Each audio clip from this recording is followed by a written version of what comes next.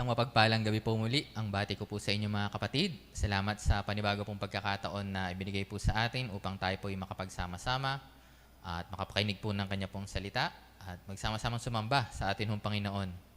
Muli po rin po tayo nagpapasalamat sa mga kapatid ho natin na patuloy na naglalaan ng oras upang gumawa sa ating pong ministeryo pong ito at pagpalain nawa ho kayo ng Panginoon. Sa mga first-timers po natin, magandang gabi po sa inyo at maging sa mga kapatid ho natin na nasa ibang bansa, magandang umaga, hapon, gabi sa atin hong lahat.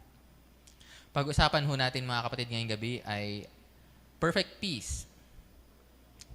Maaring napapansin po natin na nitong mga nakakaraang pagsasalita na atin hong mga speakers ay halos patungkol sa pagiging matatag, pagkakaroon ng kapahingahan, pagkakaroon ng pagtitiwala sa Diyos, ang naririnig ho natin, pagkakaroon ng kapayapaan at iba pang mga related ho sa mga nabanggit ho natin. Maaring hindi naman ho sinasadya ng atin hong mga kapatiran ito, ng atin hong mga speakers, pero ito yung siguro talagang tinuturo ho ng Diyos ho sa atin na gusto niyang malaman ho natin sa mga panahon hong ito. Especially ngayon na mas tumitindi ho ang krisis ho na atin hong nararanasan.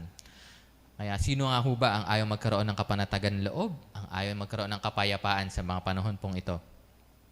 Samahan niyo po ako sa pagbasa. Isaiah 26 verse 3. You will keep in perfect peace those whose mind are steadfast because they trust in you. Higit sa kung ano pa man po, nais po natin na makalaya sa mga alalahanin, hindi ho ba? Ano mga nagbibigay po sa atin ng mga uncomfortable feeling, mga kabigatan ng kalooban, ayaw ho natin ito. Gusto ho natin na magkaroon ho tayo ng peace of mind, magkaroon ng mga mapayapang kalooban. Pero naisip ho din ho ba natin na ang kawalan ho ng kapayapaan ay maaaring dulot din ho ng pagkaramdam ho natin ng inggit. Pagkaroon ho natin ng discontentment dahil sa tingin natin ay mas maayos ang kalalagayan ng iba kaysa sa atin. Pare-parehas naman ho tayong dumadaan sa krisis na ito. Pero bakit ganon? Sila ay mas okay, kami hindi. Ang pagiging magagalitin po natin kapag napapanood ho natin sa balita ay puro mga negatibong bagay. Nakikita ho natin na kapag mataas ang cases ng COVID, yun ang headline. Pero pag mataas ang cases ng ang mga gumaling, background lang, hindi siya yung main headline po natin, hindi ho ba?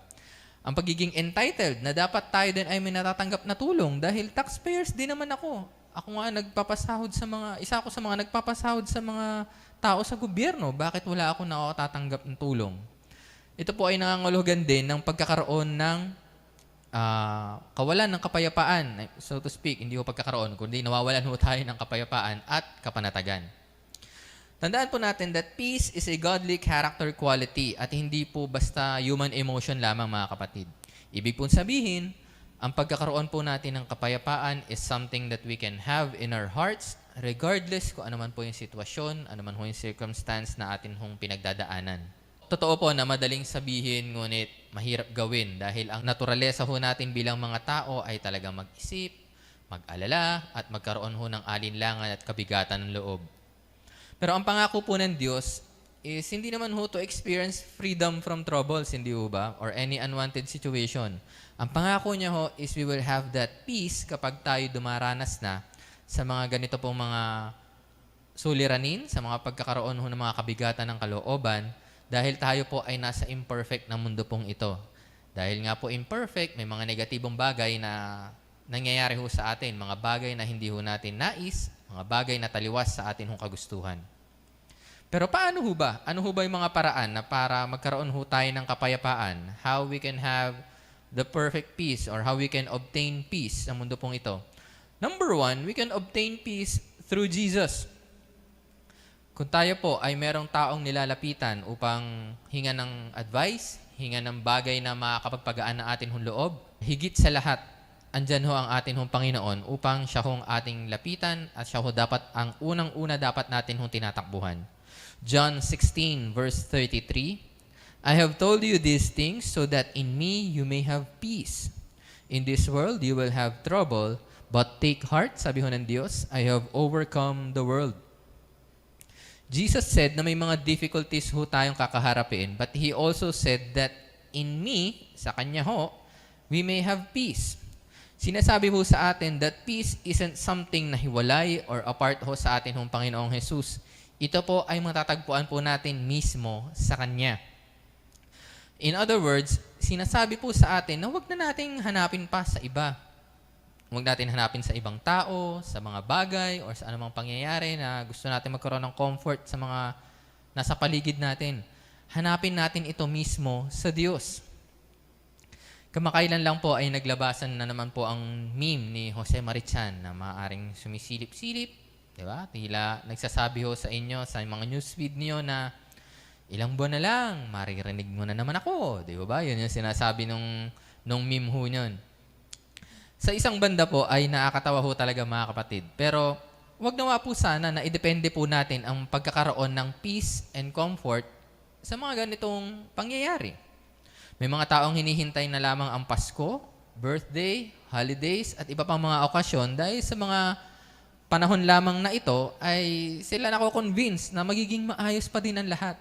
Matatapos at matatapos din ito. Meron pa rin namang comfort kasi nag-birthday pa ako, nag-celebrate pa ako ng Pasko, kasama ang pamilya ko. Ibig sabihin, nagkakaroon pa ng mga okasyon, may mga holidays pa para makapagpahinga.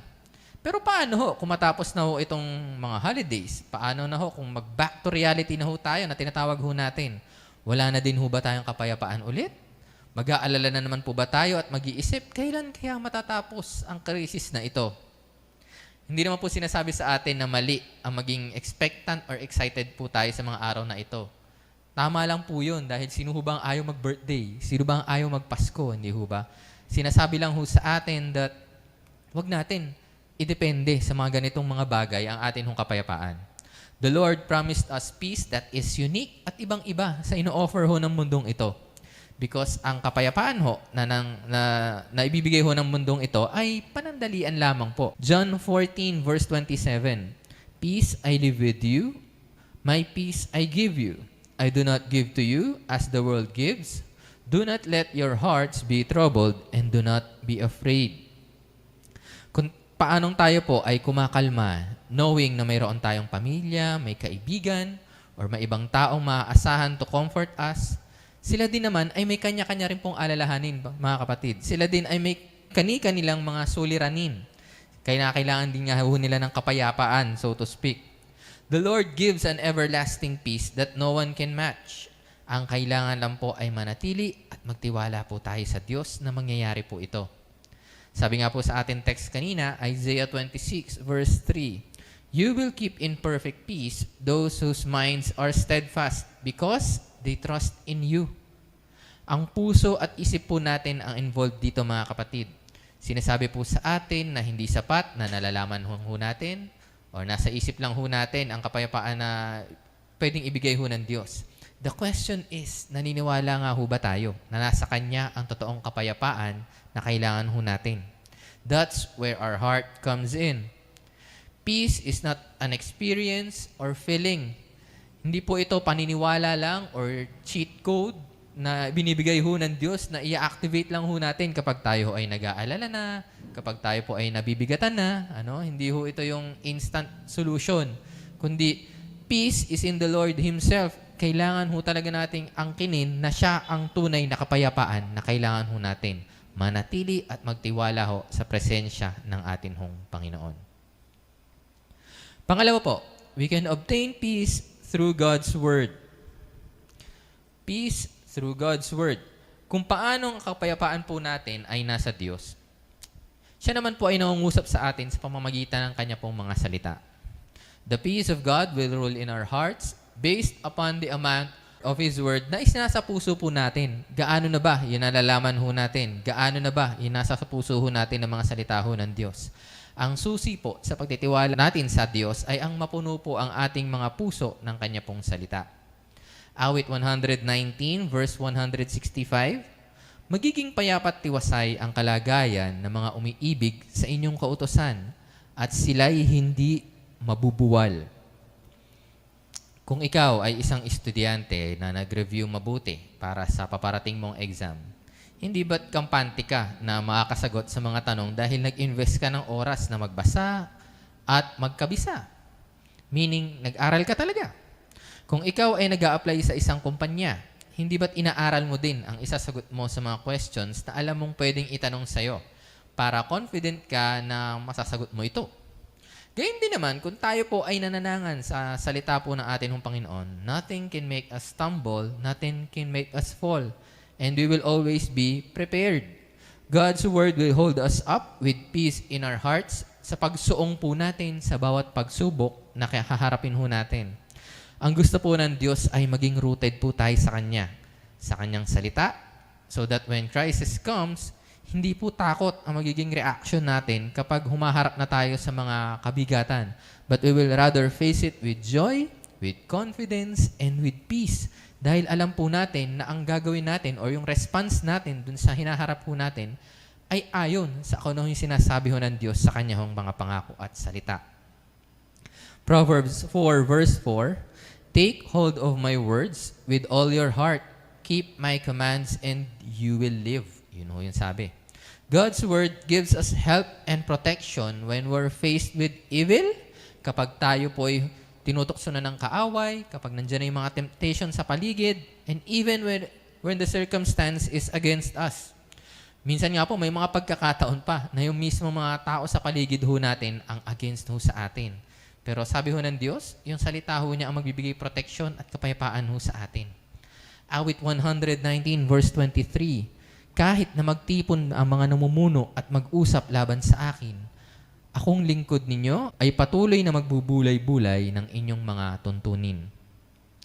Now, kung mas pinapahalagahan ho natin na magkaroon ng comfort or makuha yung approval, yung respect ng kung anuman or sino man ho sa mundong ito, kung mas pinapahalagahan ho natin ito than having God and His Word sa buhay ho natin, then we will definitely lose our peace. Tiyak ang ating hong pagbagsak, tiyak ang ating pagbuwal. Pero ano man po ang dumating ho sa atin, kung susundin ho natin ang gusto ng Diyos, na ang salita po niya ang manangan ho sa atin at bumalik tayo lagi sa kung ano bang sinasabi ho ng Diyos sa Kanyang salita, tiyak ang kapayapaan po na para ho sa atin. We can obtain peace through Jesus. We can obtain peace through His Word. Number 3, we can obtain peace through obedience, sa atin hong pagsunod. Kapag tayo ho ay sumusunod sa atin hong mga magulang, hindi ho ba payapa tayo dahil alam natin na hindi tayo mapapagalitan, hindi tayo masasaktan, walang consequence. Puro pagpapala, di ba? Kaya minsan nga, sinasabi pa nung magulang natin, sige, pag nagawa mo to, mayroon kang premyo sa akin. Di ba? Ganun eh. Ang paraan din ho ng Diyos ay laging mabuti. At ang pagsunod ho natin ho sa Kanya, sa Kanyang nais, ay nagdudulot din ho ng blessing ho sa buhay ho natin. One of which is the blessing of peace. On the flip side, kung tayo po ay sumusuway at ginagawa ho natin ayon sa kagustuhan ho natin, ang kawalan ng kapayapaan ng kalooban ang atin pong mararamdaman. Isaiah 48 verse 18. "O kung dininig mo sana ang aking mga utos," sabi ho ng Diyos sa mga taga-Israel, "ang iyong kapayapaan sana ay naging parang ilog at ang iyong katuwiran ay parang mga alon sa dagat." Di ba? Nakikita ho natin na yung waves naman talaga, yung ilog talagang, kung hindi ho stagnant, talagang dire-diretso lang ho, hindi ho ba? So, hindi naman ho sinasabi na magiging smooth sailing. Hindi naman sinasabi na magiging hayahay na ang buhay ho natin, ang journey ho natin sa mundo pong ito kapag sumunod ho tayo sa atin hong Diyos. Nandyan pa rin naman ho talaga yung mga haharapin ho natin. It's just that when we disobey, we experience guilt. We experience bitterness. May mga kalungkutan, may takot, at iba pang negativities ang atin hong nararamdaman sa pagsuway ho natin. Di ba? Kaya nga pag sumuway tayo, again, balik ho tayo, pag sumuway ho tayo sa ating mga magulang, natatakot na tayo kasi alam natin, palo na sa puwet yun eh, hindi ba? Baga, meron na tayong consequence, meron ng kahihinatnan yung nung ginawa nating pagsuway. Adam and Eve, kilalang kilala ho natin sila. Sila ho yung mga unang tao at sila rin naman yung mga unang taong sumuway ho sa ating Diyos. Ano hong naging response nila nung nalaman nila na sila po ay nagkamali? At nalaman nilang hinahanap na sila ng Diyos. Hindi ho ba? Sila po ay nagtago dahil sila ay natakot. Yun ho yun eh. Yung isang dulot ng hindi ho pagkakaroon ng pag-disobey ho natin talaga sa Diyos. Kilala po natin si Jonah. na nang siya'y sumaway sa Diyos, nag-end up na itinapon po siya sa dagat as a consequence ng kanyang hindi pagsunod. At maging yung mga kasama nga ho niya sa barko, di ba, ay natakot din. So, ibig sabihin, kapag sumusuway ho tayo, meron din palang effect sa mga kasama ho natin. May mga effect din na nangyayari ho may impact din sa pamilya ho natin, sa mga taong nasa paligid ho natin. Nakakaramdam ka ng lungkot dahil lagi nag-e-end up sa hiwalayan ang mga relationship na pinapasok mo. Wala ka ng peace dahil nababurden ka na, Lord, hiwalay na naman. Akala ko ba siya na? Di ba? Ang tanong ho natin, bakit ganun? Ang tanda ko na wala pa din. Pero ang tanong din ho ng Diyos sa atin, ito ba kasi sinasabi ko sa iyo, napasukin mong relasyon? Di ba? Baka hindi naman pala ito yung tinuturo ho ng Diyos. Napapasana all ka din nung panahong si Rica Peralejo at si Bettina Carlos ay ikinasal. That given their past, they still end up getting married. Di ba? Kasi hindi na ho yung gusto nila yung nasunod, kundi yung kalooban na ho ng Diyos sa buhay ho nila. May mga plano tayo na hindi natutuloy. May mga sinisimulan, ngunit hindi natatapos, and we experience setbacks. Hindi po lahat ng sufferings, trials, or anumang bagay na umaalis ng peace or ng atin hong kapanatagan ay pwede na ho natin i-conclude na ito kasi yung kagustuhan ng Diyos na mangyari sa akin. Alam ko, sinusubok nilang ako. Hindi po. Minsan po, baka consequence po ito ng atin hong pagsuway. Baka kailangan din po nating huminto, kailangan ho nating makinig at manumbalik at makinig huli sa Diyos at sumunod sa kanyang nais. Psalm 119:176, I have strayed like a lost sheep, sabi yun ng salmista, inaamin niya ho dito. Seek your servant, for I have not forgotten your commands. Psalm 34:15, ang dagdag pa po, if you obey the Lord, He will watch over you and answer your prayers. Ang kagandahan po sa Diyos na mayroon tayo mga kapatid, naghihintay lang po siya. Nakilalanin po natin na ang kalooban niya ang mabuti, ang kalooban niya ang the best para po sa atin. Na kapag bumalik na ho tayo at sumunod ho sa Kanya, susunod na din po ang pagpapala na naharangan dahil ho nung pagsuway na ginawa ho natin. Na ipagkakaloob niya anumang mga bagay na nais ho natin na talagang nararapat naman para sa atin. Kaakibat na yung kapayapaang inaasam-asam ho natin ay muli ho nating makakamtan. Then lastly, finally number 4, we can obtain peace through prayer. Kapag sa tingin po natin ay ginawa na po natin ang ating part sa sitwasyong atin pong inaharap, talagang inisip ko na, gawa ko na lahat. Tingin ko, naka-all-in na ako. Nabigay ko na lahat ng pwede kong magawa.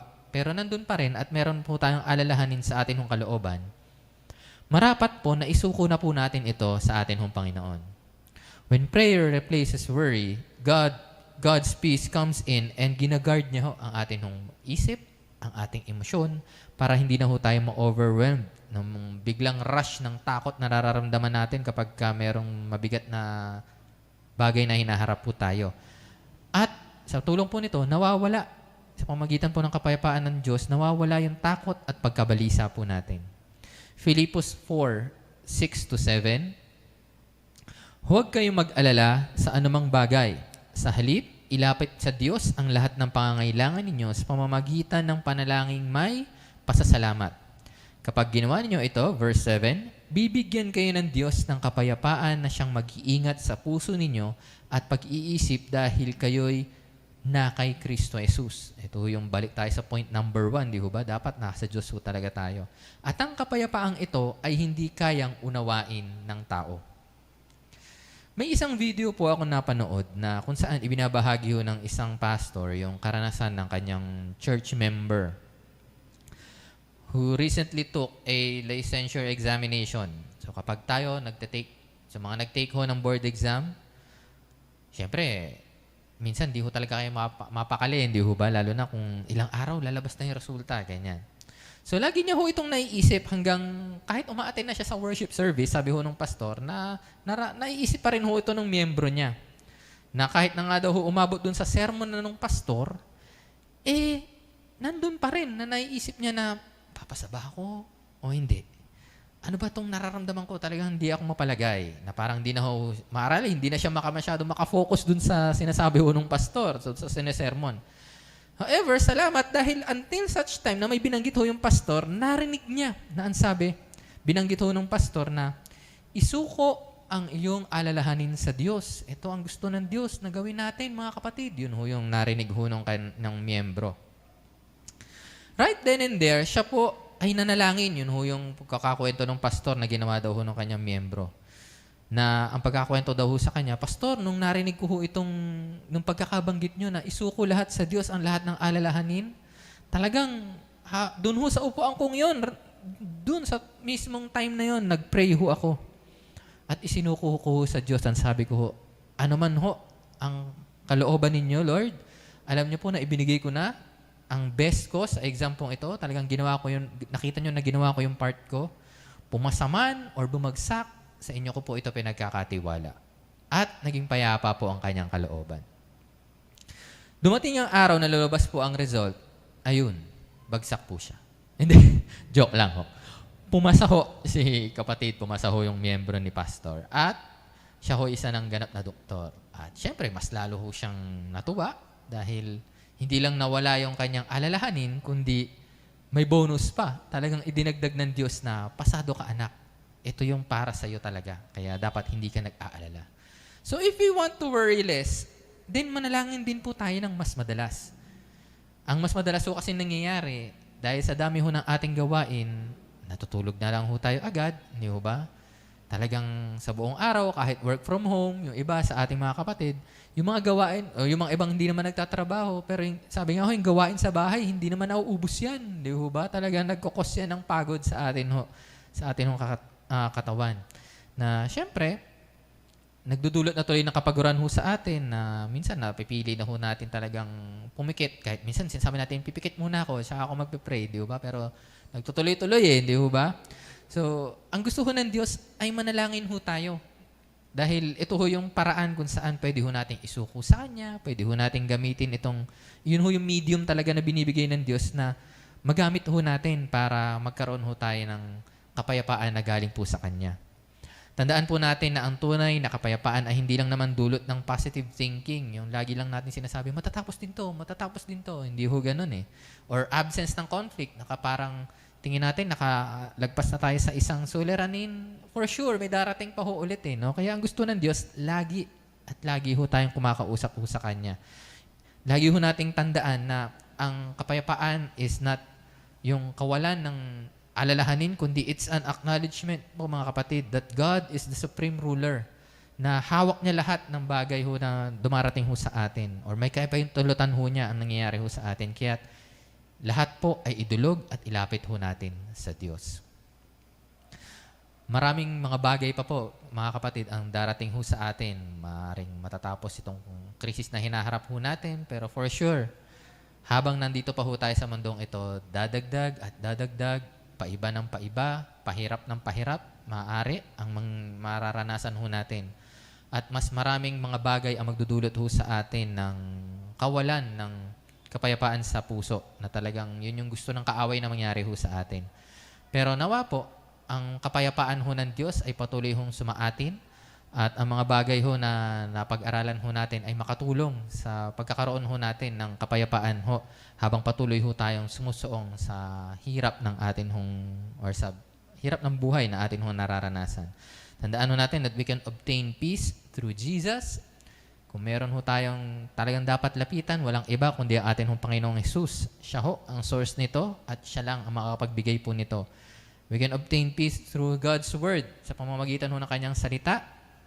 Punuin ho natin ang ating puso at isipan nito upang malaman natin kung anong gagawin ho natin kapag dumarating na tayo sa mga sumusuong na sa atin ng hirap ng buhay. At syempre, dapat may pagsunod. Hindi naman ho pwedeng nalalaman lang ho natin yung salita niya, pero hindi naman ho natin ginagawa. Dahil alam ho natin na kung tayo po isusuway sa Diyos, ay naku, talagang yung kapayapaan ho ay hindi ho mapapasa atin. And then lastly, isuko natin ho sa Diyos. Kung nakikita naman ho natin, inassess natin na sumunod naman ako. Talagang ginawa ko naman kung ano yung gusto ng Diyos. Isuko natin ho sa Diyos yung mga bagay na pinagdadaanan natin dahil Kung may mga ginawa na ho natin yung part ho natin, for sure, gagawin din ho ng Diyos yung parte ho niya para ho sa atin. Sama-sama ho tayong manalangin, mga kapatid. Maraming salamat po, Panginoon, sa panibagong pagkakataon na binigay niyo po sa amin. Salamat sa panibago pong oras na ibinigay niyo po sa amin upang kami po yung makapagsama-sama. Kami po yung join in live stream para po bigyan kayo ng kapurihan, bigyan kayo ng pasasalamat sa lahat ng ginagawa po ninyo sa buhay ng bawat sa po sa amin. Nakikita niyo po, Panginoon, ang pinagdadaanan po ng bawat isa. Kayo po ang nakakita at nakakaalam ng aming mga alalahanin, ng aming mga suliranin sa bawat araw na dinadagdag niyo po sa aming buhay. Patuloy po namin inilalapit po ito sa inyo na kinikilala ang kapangyarihan po ninyo na wala kaming magagawa kung sa amin lamang. Makita nawa po namin, Panginoon, na makuha namin ang kapayapaan sa pamamagitan po ninyo, Panginoong Jesus, na talagang na-overcome nyo na kung ano man ho yung nangyayari sa mga nangyayari at mga mangyayari pa sa buhay po namin. Kaya marapat lamang na kung maghahanap kami or hahanap kami ng kapayapaan, ito ay hanapin namin sa inyo at hindi sa kung sino man sa paligid po namin or kung ano man mga bagay sa aming pong paligid. Makita nyo po na kami po ay nagsasaliksik pa rin po ng inyong mga aral upang malaman namin ano bang magiging response namin sa mga bawat alalahanin na dumadating po sa amin. Malaman namin kung paano namin haharapin ang iba't ibang klaseng pagsubok na dumadaan po sa amin. At makita nyo na kami po'y sumusunod. Hindi lamang po basta kami aaral, kundi nakikita nyo po sa buhay po namin na sumusunod kami. At ang tunay na ang pagpapala nga po ng inyong kapayapaan at pagpapala na kailangan pa namin ay nasa aming pagsunod. At kung nakikita rin po namin, Panginoon, na talagang ginawa namin, yung parte po namin, marapat lamang, Panginoon, na ibigay namin, isuko namin sa inyong lahat-lahat sa pamamagitan po ng pananalangin. Na nakikita po ninyo na ginawa na namin yung best po namin. It's time for you, Panginoon, na ipagkatiwala naman namin sa inyo na gagawin po ninyo ang inyo pong parte. Manguna kayo, Panginoon, sa kabuuan pa po ng araw pong ito, maging yung mga taong patuloy nyo pong ginagamit sa gawain po namin. Patuloy niyo pong pagpalain ang kanilang mga buhay, kanilang mga pamilya, at sa mga taong nakikinig po at nakapakinig po nitong inyo pong salita. Panibagong lakas, panibagong encouragement ang idulot nawa po nito sa kanila at kayo nawa ang patuloy na hanapin po namin sa lahat ng pagkakataon ng buhay na bawat sa pusa amin. Muli, Panginoon, manguna ka at maitaas ka. Ikaw nawa po ang napapapurihan sa aming pong pagsaba pong ito at ang lahat pong ito ay tinataas namin at binabalik ang pinakamataas na papuri at salamat sa tanging pangalan ni Jesus. Amen. Patuloy niyo pong igawad sa amin ang inyong pagpapalang basbas sa pagitan nga po ng pagtataas na kamay ng inyong abang lingkod sa ngalan lamang po ng inyong anak na si Jesus.